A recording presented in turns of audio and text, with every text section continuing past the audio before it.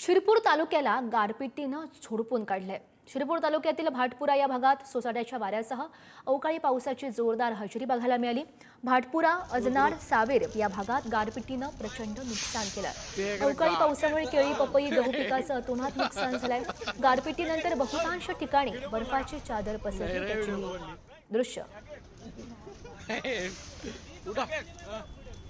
धुळे जिल्ह्यात दुपारी झालेल्या वादळी वाऱ्यासह अवकाळी पावसामुळे प्रचंड नुकसान झालेलं आहे। आपण जर बघितलं तर शिरपूर तालुक्याच्या भाटपुरा, असणार किंवा होळनांदे परिसर असणार या ठिकाणी गारपीट झाली आणि या गारपिटीमुळे शेतकऱ्यांच्या हातातोंडाशी आलेला घास हा हिरावला गेलेला आहे। आपण जर बघितलं तर आता भाटपुरा परिसरातील हे पपईचं क्षेत्र आहे आणि या ठिकाणी आपण बघितलं तर संपूर्ण झाडं हे उद्ध्वस्त झालेले आहेत। आताच कटिंगवर आलेले हे संपूर्ण पपई होतं। या संपूर्ण पपईच्या या ठिकाणी नुकसान झाले। या पद्धतीनंच मक्का असणार, केळी असणार, हरभरा असणार या संपूर्ण शेतांचं नुकसान झालेलं आहे। शेतकरी आता हातातोंडाशी आलेला घास शेतकऱ्यांचा हिरावला गेला, त्यामुळे शेतकरी देखील चिंतेत आहेत।